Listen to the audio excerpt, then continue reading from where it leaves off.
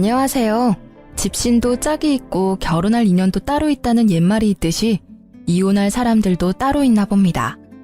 저는 현재 30대 후반의 여성으로 이혼한 지는 이미 꽤 시간이 흘렀어요. 가끔씩 제 옛날 이혼 이야기를 떠올려보면 이제는 화가 나거나 열불이 나지는 않아요. 이혼 초반에는 떠올리는 것마저도 스트레스라 매일을 명상과 요가로 잡념을 떨쳐내는 데 쓰곤 했죠.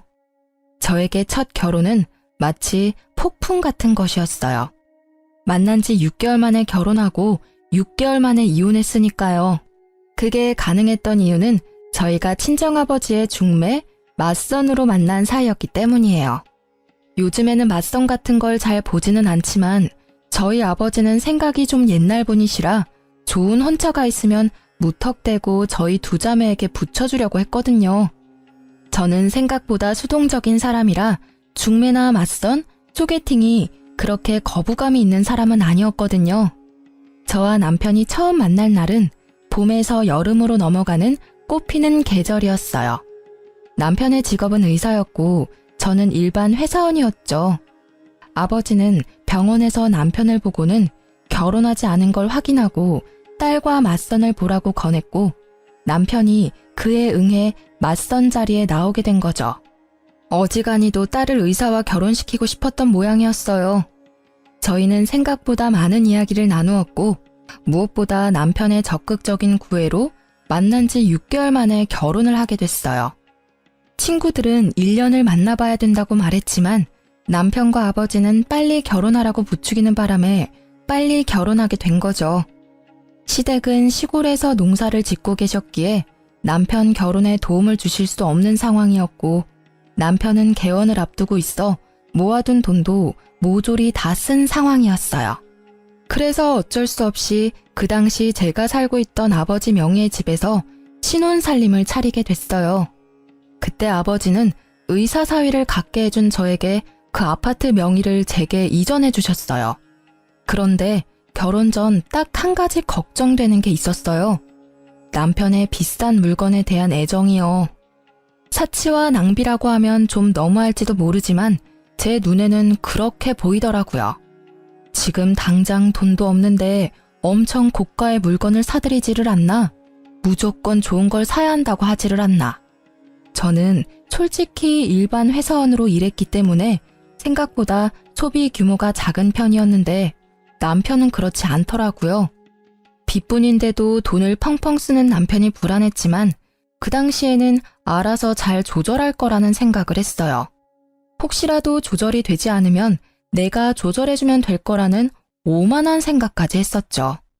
저희 결혼에 문제가 생긴 건 결혼식 바로 전날이었어요. 그날 남편에게 오래 사귀었던 여자가 있었다는 걸 알게 됐죠.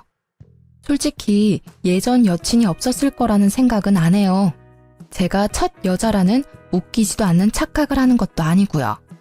정상적인 성인 남자가 30대 초반에 첫 연애를 한다는 건 아무리 봐도 이상한 일이잖아요.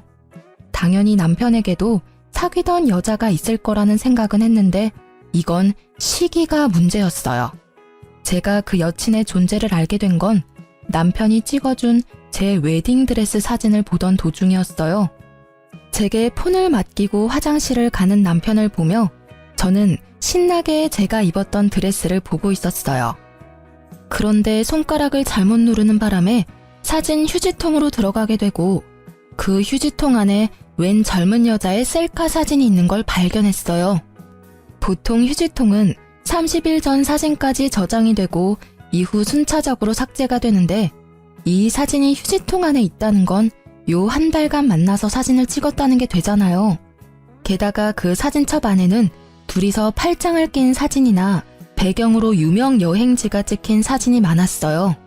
아무리 봐도 최근이라는 생각이 들어 남편이 오자마자 그 사진을 들이밀며 말했어요. 이 여자 누구야?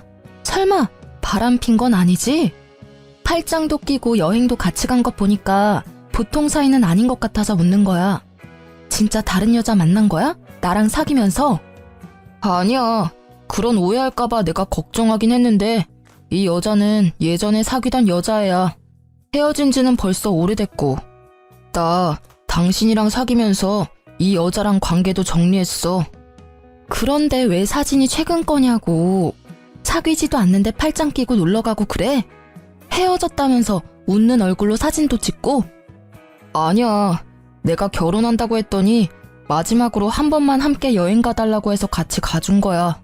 그것도 친구로서 부탁하는 거라고 하는데 어떻게 그걸 못 간다고 할 수 있어? 게다가 얘랑 6개월 전에 헤어져서 그동안 한 번도 만나지 않다가 청첩장 주려고 연락한 거야. 혹시 안 나가면 나쁜 짓 할까봐 같이 여행 가준 거고. 정말 맹세코 나한테는 당신뿐이거든. 그런 오해받는 것도 정말로 마음의 상처라고. 그럼 사진은 왜 남겨둔 거야? 삭제하고 지워버리면 끝인데 왜 내가 이걸 보도록 만들었냐고. 정말로 신경을 안 써서 그랬어. 나도 어제 부랴부랴 사진 확인하고 버렸거든. 내가 진짜로 이 여자랑 사귀고 있었으면 그런 사진을 남겨둘 리 없잖아. 정말로 떳떳하지 못한 여행이었으면 사진을 내 폰으로 찍었을 리 있겠어? 그제야 저희의 짧았던 만남이 실감됐어요. 이래서 친구들이 길게 만나보라고 한 거였구나. 그런데 지금 당장 파혼하기도 어려운 일이었거든요. 일단 친정에서 특히 아버지의 의사 사위에 대한 자랑스러움이 워낙 컸거든요. 온 동네방네 돌아다니며 소문을 다 내셔서 지금 파혼을 결정하면 아버지 얼굴에 먹칠을 할 것 같았어요. 그리고 사진을 유심히 보니 사진 속 옷이 제가 남편을 만나기 전에 초봄인 것처럼 보였어요.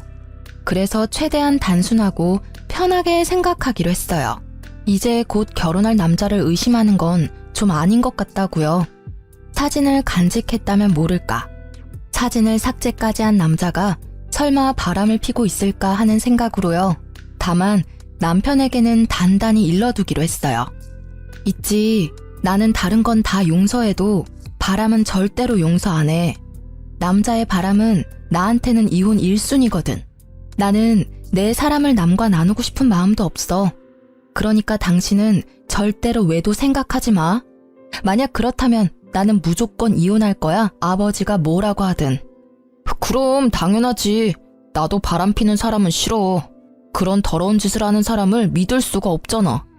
평생의 반려를 배신하는 행동은 절대 안 할 거니까 꼭 믿어줘. 나한테는 정말로 당신뿐이거든.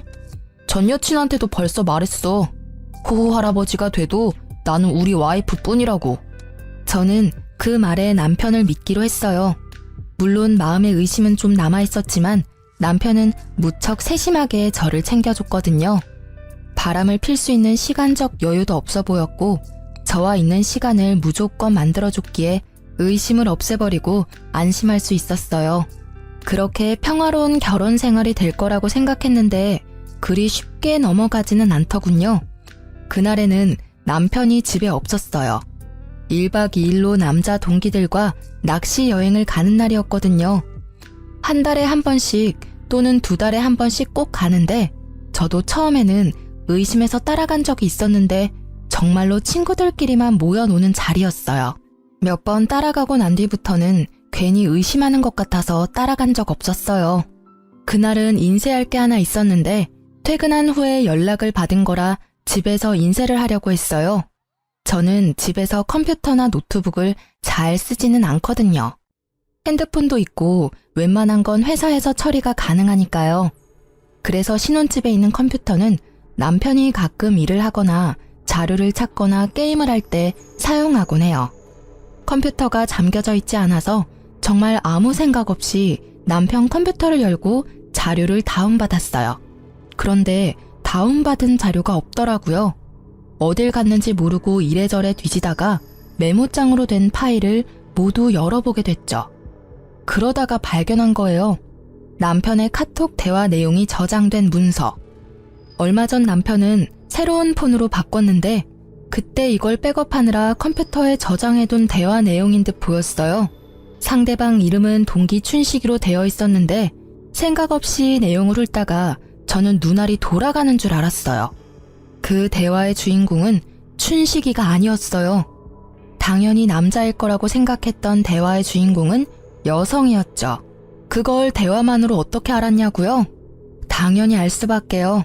남편이 동성애자가 아닌 이상 남자를 자기야라고 부를 리가 없을 것이며 무엇보다도 구두나 백, 화장품을 요구하는 대화가 가득했으니까요. 그것뿐이라면 차라리 다행이죠. 그 대화 내용 중간중간에는 사진이라고만 적혀 있는 곳이 있었는데 실제 사진은 없었어요. 그런데 그 사진 아래 위로 적힌 글들이 너무 적나라했어요. 두 사람이 어디까지 가까운 사이인지를 말해주는 문장으로 가득했거든요. 요즘 폼이 좋네? 몸매 관리 중이야? 이런 품평 같은 대화는 물론 방금 보고 왔는데 또 보고 싶어 같은 대화. 심지어는 지금 와이프는 여자로서 매력이 1도 없어서 그냥 그 여자 재산 때문에 잠시 살아주는 것뿐이야. 지금은 내가 쓰는 돈 다 대주니까 참고 사는 거지.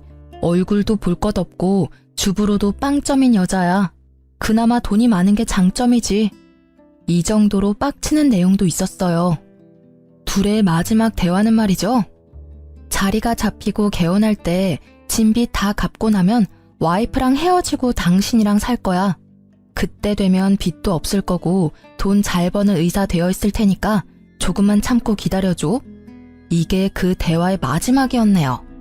저는 그 대화 내용을 보는데 눈앞이 깜깜해지는 게 곧 졸도할 것 같더라고요.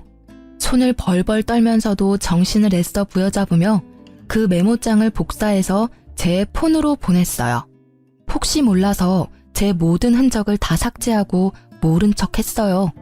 물론 이 대화 내용도 증거가 되겠지만 확실한 증거를 잡으려고 생각했거든요. 남편이 중간에 그걸 알아차리고 선수 칠 수도 있잖아요. 남편을 기다리는 시간은 정말 너무 고통스러운 시간이었어요. 화가 났다가 울기도 하고 내가 뭘 잘못했나 싶은 생각까지 들었죠. 그리고 남편이 도착했을 때 남편의 손에는 제가 좋아하는 꽃과 간식이 들려 있었어요. 그걸 보고 저는 화가 더 났어요. 제 비위를 맞춰 돈이나 뜯어내려는 이 남자를 지금 당장 내쳐버리고 싶었어요. 당장이라도 그 여자가 누구냐고 물으려고 했는데 아주 잠깐 그런 생각이 들었어요. 내가 이혼해주면 나랑 헤어지고 그 여자랑 잘 살겠지? 하는 생각이요. 이번에 내게 진실을 말하고 용서를 구한다면, 그 여자와 모든 관계만 끊어준다면 나중에 후회할지라도 지금 딱 한 번만 눈 감아주기로 생각했죠. 요즘 많이 바쁜 것 같네. 혹시 나 놔두고 바람피는 건 아니지? 나한테 이렇게 잘해주는데도 당신 너무 바쁘니까 걱정되고 그래. 그 말을 꺼내고도 마음속으로는 제발 미안하다고 이야기해주길 바라는 제가 있었어요. 그럴 일 없어. 자기가 요즘 예민한 거야. 나한테는 당신뿐이니까 걱정하지 마. 알았지? 당신 좋아하는 마카롱이랑 장미꽃도 사왔어. 이거 보고 기분이 좀 좋아졌으면 좋겠는데. 궁금한 게 하나 있는데 당신은 나 어디가 좋아서 결혼하자고 한 거야? 특별히 예쁜 것도 아니고 음식을 잘하는 것도 아니고. 어디가 좋냐니. 난 당신이 상냥한 게 좋아. 내가 가끔씩 하는 어려운 부탁이나 요구도 다 들어주잖아. 이렇게 한 달에 한 번 친구랑 1박으로 놀러 갈 수 있는 남편은 거의 없지. 안 그래? 당신이 착해서 내가 이렇게 복에 겨운 생활을 하는 거니까. 그 이야기에 저는 그때의 대화가 생각났어요. 그리고 이 남자의 말에 담긴 진심을 읽을 수 있었죠. 착하다? 그건 멍청하다는 뜻인 거예요. 아무것도 모르고 돈만 대주는 바보 같은 년이라는 뜻. 난 착한 사람 아닌데? 왜 당신이 그렇게 생각했는지 모르겠네. 아, 내가 자기 신용카드 금액 모자랄 때마다 보태줘서 그렇구나? 그것만 있는 건 아니지만 그런 것도 도움은 되지. 다른 게 더 많아. 구체적으로 생각나는 게 없었겠죠. 저를 그저 물주로만 생각했으니 다른 게 생각날 리가 있나요? 그래? 그렇다면 다행이고. 내가 주는 애정은 나중에 다 돌려받을 테니까. 응? 그게 무슨 소리야? 내가 자기한테 빌려준 돈들 어차피 자기가 돈 많이 벌면 나한테 갚아줄 거잖아. 안 그래? 솔직히 우리 집은 아버지가 돈이 좀 있어서 그렇지. 나 자체는 가진 게 크게 없잖아. 그러니까 나도 의사 남편 덕 좀 보겠다는 거지. 그건 걱정 마. 그때가 되면 다 알아서 해줄게. 당신한테 지금 신세 지고 있는 것도 그때쯤에는 다 갚아줄 거야. 고생시키지 않고 호강시켜 줄게. 아버지도 의사 사위 좋아하셔. 나중에 아버지가 가진 재산도 동생이랑 나랑 반반 나누는 거 알지? 얼마 전에 회갑 앞두시고 재산 정리하시는데 생각보다 많으시더라고. 아버지가 자기 죽고 나면 이 돈 정확하게 반반 나눠서 준다고 나한테 의사 남편 잘 보필하라 하시더라고. 이 말은 당연 거짓말이었어요. 그런데 눈앞의 남자는 침을 꼴깍 삼키더라고요. 어지간히도 제가 던진 미끼가 먹음직스러웠나 보더라고요. 장인어르신도 참, 우리는 그런 거 없이도 잘 지낼 건데, 그렇지? 그렇지. 우리 잘 지내보자. 그리고 결혼식 전에 내가 한 이야기 기억하지? 난 바람 피는 사람이 이혼 사유 1위야. 바람만 피지 않으면 내 마음의 변화는 없을 거야. 저는 남편의 얼굴을 봤어요. 전혀 찔리는 구석도 없이 태연한 그 얼굴. 거짓말과 거짓 행동이 몸에 밴 그런 만들어진 미소였죠. 잘 알지. 나도 앞으로도 계속 노력할게. 우리 좋은 부부 사이가 되자. 알았지? 좋은 부부 사이는 무슨 돈에 눈이 먼 욕심쟁이 주제에. 남편의 말에 진짜 뜻이 보이기 시작하니 하나부터 10까지 제게 거짓말을 한 것들이 떠오르더라고요. 저는 이놈을 용서할 수 없었어요. 그래요, 이놈. 사람이 아닌 놈이죠. 이혼을 결심한 저는 남편의 뒤를 캐어 증거를 더 모으기로 했어요. 이때 저는 결혼과 함께 퇴사를 한 직후였기에 전업주부로 집안일만 하는 중이었으니 시간은 남아 돌았죠. 제 폰에 옮긴 메모장을 정독하며 두 사람의 패턴을 정리했어요. 어디에서 자주 만나는지, 무엇을 자주 하는지, 그리고 두 사람의 대화에서 특정 장소가 자주 언급되는 걸 발견하고 저는 그곳으로 가서 상간녀의 모습을 확인하기로 했어요. 하루, 이틀, 사흘, 그렇게 일주일이 지나고 남편이 내게 친구와 회식이 있어 늦는다는 문자를 보내왔어요. 그리고 저는 얼마 뒤 제 눈앞에 보이는 남편의 모습을 보며 오늘 상간녀를 볼 수 있을 거라고 확신했죠. 그리고 역시 상간녀가 모습을 드러냈어요. 그 여자의 얼굴을 보고 저는 더 놀라고 화가 났어요. 남편과 오랫동안 만났다가 헤어졌다는 결혼식 직전에 제게 들킨 전 여친이었거든요. 소리라도 지르며 당장 뛰어가고 싶은 것을 꾹 참았어요. 참을수록 복수는 속이 시원하겠죠. 지금 당장은 바람난 남편 뒤나캐는 못난 여자처럼 보일 테니까요. 죽어도 그렇게 보여주기 싫었어요. 잘못은 남편 놈과 저 상간녀가 했는데 말이죠. 저는 그 뒤로도 그 여자의 뒤를 캐기 시작했어요. 그렇게 여자를 쫓아다닌 지 3일 만에 그 상간녀가 만나는 사람들을 보다가 아주 좋은 복수 방법이 생각났어요. 저는 그 자리에서 제 여동생에게 전화를 걸었어요. 그리고 이렇게 말했죠. 상견례 날 10분 정도 늦게 갈 거라고 말이죠. 사실 여동생은 그 다음 주에 상견례를 앞두고 있었어요. 여동생이 시집가는 그 집안도 교육자 집안으로 아버지가 좋아할 만한 교양 있는 분들이셨죠. 자기야, 내가 오늘 중요한 날이니까 시간 비워두라고 했지? 오늘 일정 있던 건 아니었어? 오늘은 일정 없어. 근데 오늘 무슨 날이야? 그건 도착할 때까지 비밀인데. 일단 정장도 입고 좀 꾸미고 와. 알았어. 어디 좋은 데 갈 거야? 싱글벙글 웃는 남편은 좋은 곳에 간다고 생각한 것 같더라고요. 격식 있는 옷을 입어야 입장이 가능한 곳이라고 생각했나 봐요. 저는 차에 타고는 일부러 내비의 주소를 입력하지 않고 직접 어디로 가야 하는지 방향을 알려줬어요. 남편은 귀찮아했지만 별말 안 하고 잘 따라왔어요. 남편은 이상하게 생각한 듯 했지만 그래도 무사히 상견례 장소에 도착할 수 있었죠. 제가 도착한 시간은 본래 상견례 시간보다 10분 정도 늦은 시간이었어요. 가게 룸에 모든 가족이 들어가 있는 걸 확인하고 안으로 들어갔어요. 남편에게는 들어가기 직전에 말해줬죠. 오늘 내 동생 상견례 있어서 온 거야. 뭐? 처제 상견례? 당신이 그걸 왜 비밀로 한 거야? 하고 애써 웃는 남편의 모습이 뭔가 찝찝해 보이더라고요. 아무래도 상간녀가 이번 주 상견례 있다고 이야기한 모양이더라고요. 이럴까봐 미리 이야기 안 한 건데 이때는 정말 다행이라고 생각했어요. 주인공이 다 모이지 않으면 안 되잖아요. 저와 남편이 들어가자 사돈 될 사람들 가족이 앉아 있더라고요. 그리고 그 자리에 상간녀도 앉아 있었죠. 제 여동생의 예비 신우였던 상간녀가 이내 제 남편을 발견하고는 얼굴에 핏기가 사라졌더라고요. 저는 제 옆에 선 남편을 보았어요. 남편 역시 무척 경직된 얼굴로 표정을 숨기지 못하더라고요.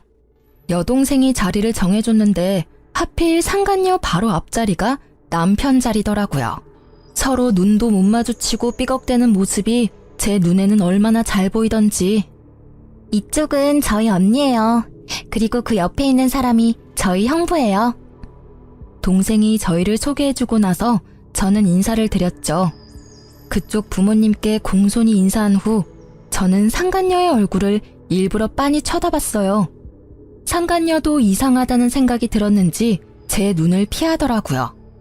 안녕하세요. 근데 그쪽 여동생분은 제가 어디서 뵌 것 같은데. 저는 모르겠는데요. 아마 다른 사람과 착각하신 것 아닐까요? 상간녀는 재빠르게 모른다며 제 말을 끊어내더라고요. 저는 웃으며 답했어요. 저도 직접 뵌 적은 없어요. 그런데 사진으로 한번 본 적은 있네요. 몇 개월 전에 본 거라 긴가민가 하긴 한데 아마 제가 생각하는 그분이 맞는 것 같아요. 혹시... 제 말이 계속 이어지자 갑자기 남편이 저를 잡아 끌더라고요. 여보, 나 차에 뭘 놔두고 와서 가져와야 될 것 같아. 잠시만 밖에 같이 나가줘. 혼자서 들고 오기 힘들어서. 지금 나가는 건 너무 예의 없는 행동이지. 적어도 식사 다 하고 나가는 길에 가져오면 또 몰라도. 그리고 차에 아무것도 없던데 뭘 가져와? 당신 오늘따라 이상하게 왜 이렇게 안절부절 못해? 아니야. 누가 안절부절 못한다고 그래. 진짜로 일이 있어서 그래. 그래? 그럼 잠시만 있어봐. 저는 저를 끌어당기는 남편을 잠시 멈추고 일어서서 여동생의 사돈어른을 향해 공손히 말씀드렸어요. 사돈어르신, 초면에 이런 말씀 드리는 것도 죄송하긴 한데 그래도 축하는 드려야 할 것 같아서요. 조만간 의사사위 생길 수도 있으시겠네요. 제 말에 사돈댁 두 분이 의아한 표정으로 저를 보더라고요. 남편과 상간녀 얼굴은 아주 망가졌고요. 그게 무슨 소리예요? 사돈 처녀, 우리 딸은 아직 사귀는 사람도 없고 결혼 이야기도 없는데. 아, 모르셨군요. 두 분의 따님께서 현재 제 남편과 사귀고 있거든요. 저와 만나기 전부터 저와 결혼한 지금까지 매주 매달 지속적으로 만나고 있어요. 게다가 이 남자는 저와 헤어지고 그쪽 따님과 결혼하고 싶다네요. 의자가 뒤로 넘어지는 소리가 들리고 저희 아버지의 고함 소리가 들렸어요. 대체 그게 무슨 소리야? 최서방이 뭐를 어째? 양가 부모님이 모두 놀랐지만 저희 친정아버지는 곧 숨이 넘어갈 만큼 놀라고 말았죠. 그리고 그런 아버지의 모습을 보더니 남편이 재빠르게 무릎 꿇고선 제게 애절하게 말하더라고요. 당신이 무조건 오해하고 있는 거야. 어디서 뭘 듣고 왔는지 모르겠지만 이런 좋은 자리에서 꺼낼 이야기는 아닌 것 같아. 응? 제발 부탁인데 우리 나가서 이야기하자. 조용한 데서 오해 좀 풀자고. 이런 자리는 진짜 그런 말 하기 어울리지도 않고 진짜 이 사람과는 당신이 생각하는 그런 거 아니라고. 그래? 이걸 보고도 그 말 할 수 있을지 볼까? 나 생각보다 많이 알고 있거든.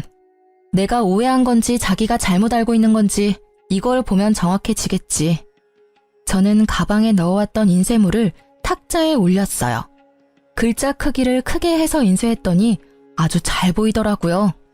뭐 그러라고 크게 뽑았지만 남편과 상간녀의 톡 대화 내용이었어요. 불륜을 정확히 특정하는 문장만 뽑아서 인쇄했죠. 종이 내용을 보는 양가의 부모님들은 크게 놀라는 모습이었어요. 당연하죠. 서로의 관계를 뚜렷이 보여주는 그 대화 내용에 두 사람의 관계를 짐작하기 쉬웠으니까요.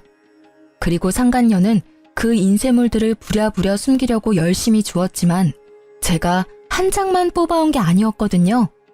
허공에 수십 장을 뿌려주니 그걸 회수하려는 생각은 못 하더라고요. 다만 얼굴이 일그러진 채 저를 노려보고 있었을 뿐이죠.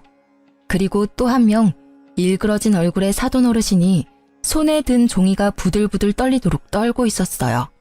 아니, 여보게, 분명히 뭔가 착오가 있을 거야. 이름도 춘식이로 되어 있고, 그니까 이건 내 딸이 아닐 거야. 착한 내 딸이 불륜을 저질렀을 리가 없어. 사돈 어르신이 당황한 말투로 저에게 뭔가 잘못됐다며 말했어요. 필사적으로 딸을 변호하려 애쓰시더라고요. 그건 당연한 일이죠. 아버지가 딸을 변호하는 건. 그래서 좀 더 정확하게 알 수 있도록 말해드렸어요. 그게 궁금하신가요? 불륜을 하면서 당당하게 여자 이름을 저장하는 사람이 있을 리가 없죠. 이름은 가명일 겁니다. 그렇지만 의문을 가지는 건 당연하세요. 그러니까 아가씨, 폰 좀 빌려주실래요? 당신 전화기로 우리 남편한테 전화하면 분명 대학 동기 춘식이라고 뜰 텐데. 제가 번호를 알려드릴게요. 010. 제가 남편의 전화번호를 읊는 도중에도 상간녀는 절대로 자기 폰을 들지 않았어요. 오히려 다른 사람이 더 흥분해서 말했죠. 뭐하고 있어? 빨리 전화해봐. 너 설마 진짜로 불륜을 저지른 거야? 유부남이랑 사귄 거냐고. 번듯하고 멀쩡한 오빠 밑에 이런 여우 같은 여동생이 있다니. 애가 달아서 난리가 났더라고요. 그리고 그런 상간녀의 모습에 불륜을 확신하신 아버지는 털썩 주저앉고 말았어요.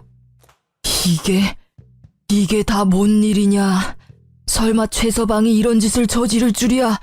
내가 바라던 사위가 내 딸한테. 아버지, 의사 남편 두신 거 자랑스러워 하셨잖아요. 그런데 전 이제 이런 남편 필요 없어요. 머리만 좋으면 뭐해요? 그 좋은 머리를 몰래 바람 피는 데나 활용하는데. 여보, 미안해. 다 내가 잘못했어. 그치만 이혼만은 안 돼. 그러니까 제발 부탁이야. 내가 뭐든 할 테니까 제발 이혼한다고는 말하지 마. 내가 다 설명할게. 하나부터 열까지 당신이 충분히 이해할 수 있도록 내가 설명할 테니까 제발 밖에 나가서 이야기해. 남편은 그 자리에 무릎을 꿇으며 제게 매달리더라고요. 미안한데 나는 당신 ATM기가 아니거든? 그러니까 오늘부로 내 집에서 당장 나가. 사실 그 톡 대화 내용 나 다 봤어. 당신이 폰 바꾸기 전에 백업해둔 예전 내용까지 싹 다. 이런 대화를 보고 제정신으로 당신이랑 계속 만날 수 있겠어? 돈 때문에 결혼했다는데 내가 왜 당신이랑 같이 있어야 하는데? 어차피 나랑 이혼할 생각이었다면서. 생각한 것보다 더 일찍 헤어져 준다니까? 그 후에 둘이서 콩을 볶든 깨를 볶든 행복하게 잘 살면 되잖아. 왜 결혼 도중에 사람을 바보 만드냐고. 6개월 만에 결혼하자고 졸라서 할 만큼 우리 집 돈이 탐났어? 그런데 어쩌지? 나는 이제 더 이상 그 돈 못 주는데. 다른 데서 알아봐 이제. 아니야, 진짜 오해야. 그 뒤로 우리 진짜 만난 적 없고 나는 당신뿐이라고. 당신 없으면 나는 안 돼. 나 진짜로 당신 돈 때문에 만난 거 아니야. 그냥 그건 헛소리가 나온 거고. 그래, 술 취해서 그랬나 봐. 나는 기억도 안 난다고. 나 진짜 이혼 못해. 왜? 얼굴도 못생겼고 주부로도 못 쓰는 여자가 뭐가 중요해서. 아, 여전히 돈 때문이니? 그렇다면 이제는 저 여자한테 달라고 하면 되잖아. 왜 나한테 달라고 그래? 그리고 분명히 말하는데 내가 내 돈은 다 돌려받을 거야. 위자료는 물론 상간녀 소송도 걸 거야. 위자료 싹 다 받아먹을 거고 내가 당신한테 사준 것들은 고스란히 놔두고 가야 될 거야. 가져가고 싶으면 돈 내고 가져가던가. 저는 매달리는 남편을 뿌리치고 상간녀를 보고 말했어요. 그리고 잘 들으셨죠? 당신한테도 소송 걸 테니까 그렇게 알고 있어요. 이렇게 좋은 자리에서 소송 이야기해서 좀 그렇지만 결혼은 집안끼리의 결속이잖아요. 언니 남편과 불륜을 저지른 상간녀가 시누이라니 그게 무슨 막장 드라마냐고요. 동생에게는 정말 미안해서 얼굴을 못 들겠네요. 잘못은 저 두년놈이 저질렀는데 왜 저와 제 동생, 가족들이 고통받아야 하는지 모르겠어요. 동생에게 처음 이 이야기를 했을 때 동생은 과하게 충격받았어요. 그렇지만 신우이로 그 상간녀를 대해야 한다는 걸 알고는 이 결혼에 대해 다시 생각해보기로 했어요. 애초에 그 남자도 아버지의 중매로 알게 된 사람이었거든요. 저도 오빠 결혼은 다시 생각해볼게요. 교육자 집안이라고 해서 다들 훌륭한 분들이라고 생각했는데 상간녀를 신우이로 모셔야 하는 상황이라면 누구라도 싫지 않을까요? 그것도 언니의 가족을 깬 장본인인데. 동생이 결혼을 하지 않겠다고 말하자마자 친정아버지가 버럭 소리쳤어요. 야, 이 괘씸한 놈아! 내 돈 내놔! 개원할 때 나한테 빌린 돈 당장 개원해! 이 사기꾼 놈아! 감히 내 딸을 두고 바람을 폈어? 게다가 내가 맞선을 이야기할 때도 둘이 사귀고 있었다고? 내가 내 손으로 딸 인생을 망쳐버렸어. 그 책임 어떻게 질 거냐? 어떻게 질 거냐고! 아버님, 제발 진정하세요. 제가 다 잘못했습니다. 그러니 한 번만 봐주세요. 앞으로는 속죄하는 마음으로 와이프에게 충성을 다해서. 말이나 못하면 밉지는 않지. 너 같으면 진정하게 생겼냐? 넌 내 딸만 속인 게 아니라 우리까지 속인 거야. 그래놓고 뭐? 충성? 아주 거짓말이 입에 붙은 놈이구만. 사기꾼 주제에 우리 딸을 돈 뽑는 기계로 생각했다고? 그 돈으로 저 여자랑 놀러나 다닌 거야? 너 같은 놈한테는 단돈 1원도 아까워. 내가 줬던 돈 다 돌려주지 않으면 너 일할 때마다 찾아가서 돈 갚으라고 시위할 거야. 저는 저보다 더 흥분한 아버지를 말리느라 힘들었어요. 솔직히 제가 하고 싶은 말들을 아버지가 다 해버리셨거든요. 결국 남편은 아버지에게 빌린 돈 7천만 원에 의원 개원을 명목으로 빌린 대출금 1억 5천까지 고스란히 빚으로 떠안게 됐어요. 게다가 그뿐만이 아니었어요. 이번 달까지 쓴 엄청난 금액의 신용카드 금액에 곧 이혼 소송으로 지불해야 할 위자료도 내야 했죠. 그러니 사색이 되어 있더라고요. 얘야, 뭐라고 말 좀 해봐. 저 사람들 말이 다 사실이냐? 네가 진짜로 유부남이랑 만난 게 맞아? 어떻게 네가 그럴 수가 있어? 우리가 너를 어떻게 키웠는데? 저쪽 집은 저쪽 나름대로 뒤집어졌더라고요. 파혼당한 상간녀의 오빠도 자기 여동생을 추궁하더라고요. 너 때문에 내 인생 망했어. 지금 네가 저지른 일 때문에 내 인생이 얼마나 꼬인 건지 알기나 해? 미치려면 적당히 미쳐야지. 왜 남의 인생에 피해를 주고 난리야? 내가 뭘 잘못했는데? 난 잘못한 거 없어. 내가 먼저 사귀고 있던 남자였다고. 뺏긴 건 저 여자가 아니라 나라고. 그렇게 소리질러 봤자 유부남과 만난 미혼 여성, 그 부분이 변하는 건 아니니까요. 한참 바쁜 그 집 사람들을 놔두고 저희 친정 부모님과 동생은 밖으로 나갔어요. 제가 먼저 내보냈죠. 어차피 이혼은 제가 하는 거고 두 분 부모님이 너무 흥분해서 곧 쓰러질 것처럼 보였거든요. 그 뒤로 제가 밖으로 나오는데 남편이 저를 쫓아 나오더라고요. 여보, 내가 그 여자랑 헤어질게. 맹세코 그 여자랑 더 이상 만나지 않을 테니까 나 버리지 마, 응? 지금은 안 돼. 아직도 정신 못 차렸네. 그럼 헤어지겠다는 소리를 왜 밖에 나와서야 하는 건데? 헤어질 거면 그 여자 있는 자리에서 선언했어야지. 아직까지 그 여자가 신경 쓰이나 봐? 이 상황에서도 참 대단한 사랑이네. 그 여자가 그 헤어지자는 말 들을까봐 신경 쓰는 걸 보니 한 번 속았으면 많이 속은 거야. 두 번 다시는 안 속을 거고 당신이 진짜 그 여자랑 헤어진대도 나는 이제 상관없는 일이야. 우리는 이제 이혼할 거니까. 그리고 당신 얼굴 꼴도 보기 싫으니까 오늘 중으로 집에서 나가줘. 아니면 당신 물건 싹 다 용달차에 실어서 시골에 있는 시댁으로 보내버릴 테니까. 결국 제 으름장에 남편은 불이 나게 집으로 가 자기 물건을 챙기더라고요. 홈캠으로 보니 비싼 물건부터 쭉 쓸어 담는데 저런 본성을 내가 왜 여태까지 몰랐을까 하는 생각만 들었어요. 그리고 이후 전 남편은 연락이 없었어요. 그런데 의외의 사람이 저를 찾아왔더군요. 바로 여동생과 결혼하기로 했던 남자였어요. 상간녀의 오빠요. 그는 상간녀를 데리고 저를 찾아왔어요. 이렇게 찾아와 죄송합니다. 정말로 사죄의 말씀을 드려야 할 것 같아서 동생을 데리고 온 겁니다. 집안에 분란을 일으키게 돼서 죄송하게 생각합니다. 아, 뭐해? 빨리 사과드려. 우습게도 상간녀의 오빠와는 달리 상간녀는 상당히 삐딱한 모습이었어요. 왜 내가 사과해야 해? 그 남자는 내 남자였어. 이 여자가 나중에 와서 내 남자를 돈으로 꼬신 거라고. 게다가 이 여자는 돈만 보고 결혼한 물주였거든? 나만 사랑한다고 했으니 나한테서 남자를 뺏어간 건 이 여자지. 그리고 사과할 마음이 하나도 없어 보였죠. 저는 그 모습이 오히려 웃겼어요. 두 분 여기 왜 오신 건지는 모르겠지만 저는 이제 아무렇지 않아요. 저희는 이혼하기로 했으니까 당신은 제 전 남편과 잘 만나시면 될 것 같네요. 그런데 그 남자 지금 한 푼도 없어요. 말 그대로 빈털털이죠.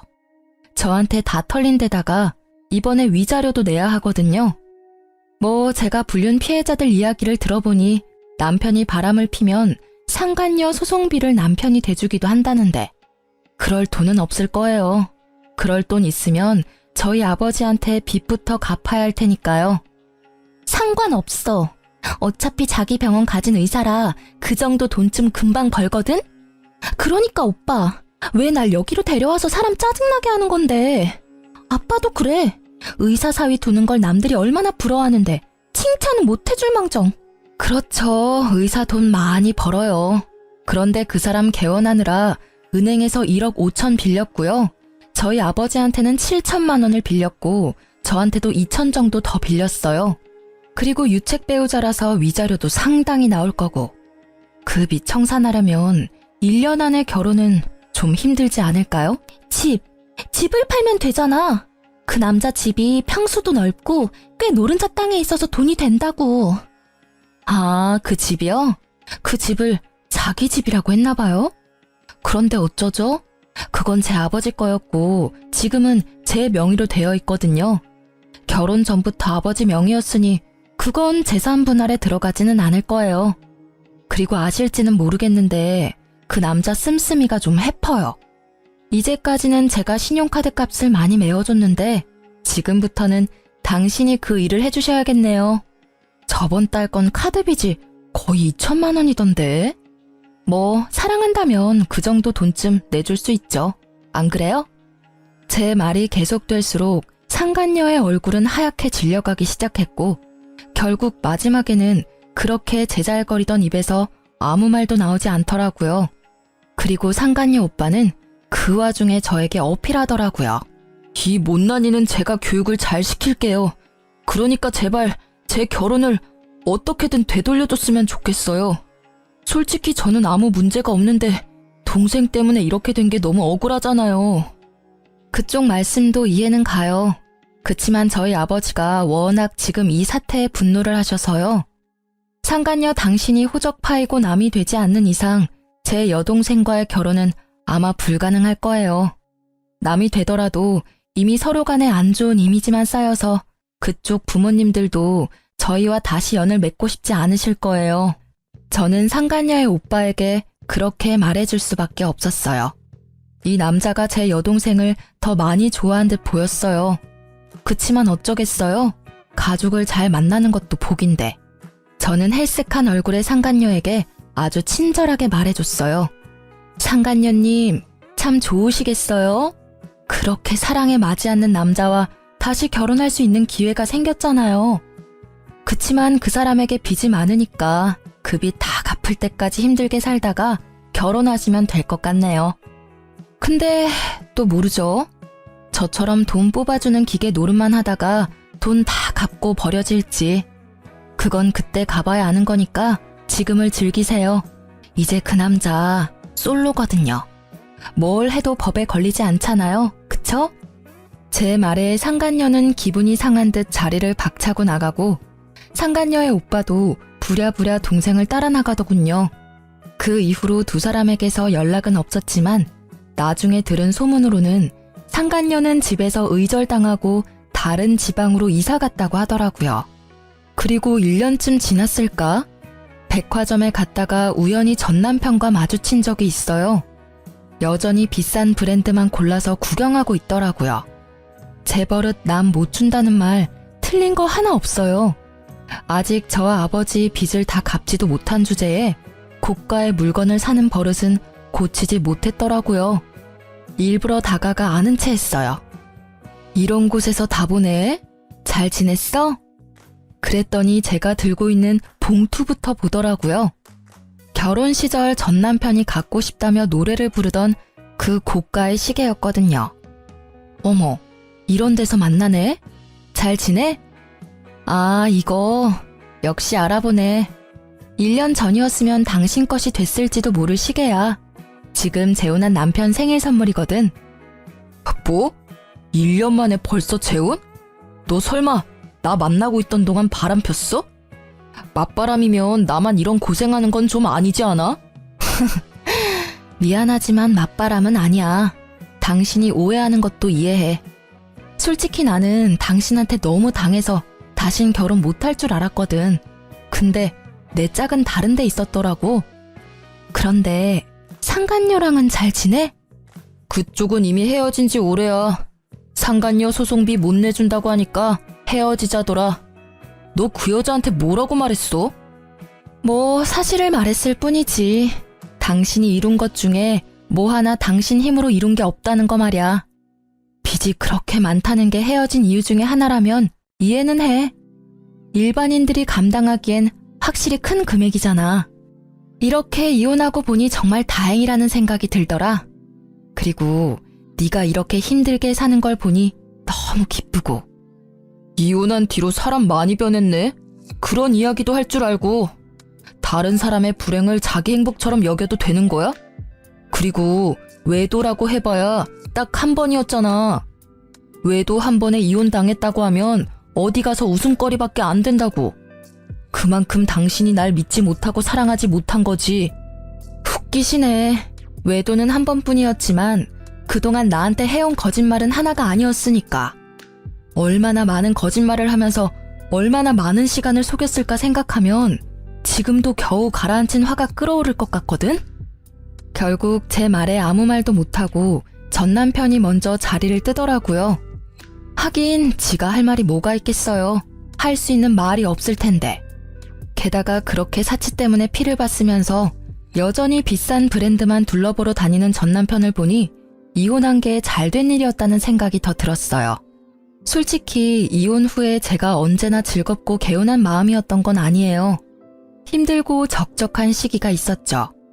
그렇지만 평소에 자주 연락하는 동네 소꿉친구랑 이혼을 계기로 자주 만나게 됐거든요. 나중에 알고 보니 그 친구는 저를 좋아했는데 제가 생각보다 빨리 결혼하는 바람에 저를 향한 마음을 접었다고 하더라고요. 그렇지만 이혼 후에 고생으로 몸과 마음이 너덜너덜해진 절 보고 위로해주러 왔다가 제게 고백해 오더라고요. 저는 저만을 꾸준히 바라봐준 그 친구의 모습에 그 사람과 재혼을 결심했어요. 이혼한 지 1년도 되지 않은데 재혼을 결심하는 건 힘들었지만 그만큼 그 사람의 진심을 소중히 여긴 결과였어요. 이혼 소송 끝나고 바로 혼인신고도 했고요.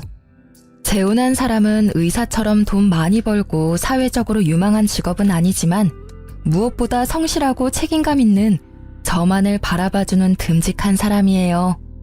제 이혼 후에 아버지는 조건이 그리 중요하지 않다는 걸 절실히 깨달으신 것 같았어요. 물론 서로 조건이 맞으면 정말 좋겠지만 욕심을 너무 부리다 보면 나중에 저처럼 피 볼 일이 생길 수도 있으니까요. 아버지가 의사 사위를 원하지 않았다면 이런 일이 벌어지지 않았을 수도 있고 제가 이 남자를 만나지 않았을 수도 있죠. 그리고 요즘에는 무엇보다 부부 사이에는 신뢰와 사랑이 그 무엇보다 중요하다고 생각하게 됐어요. 저에게는 소중한 경험이자 두 번 다시 겪고 싶지 않은 경험이지만 이런 사람, 이런 사연도 있다는 걸 모두와 나누고 싶어서 긴 글을 써봤어요. 제 사연을 읽어주셔서 감사합니다.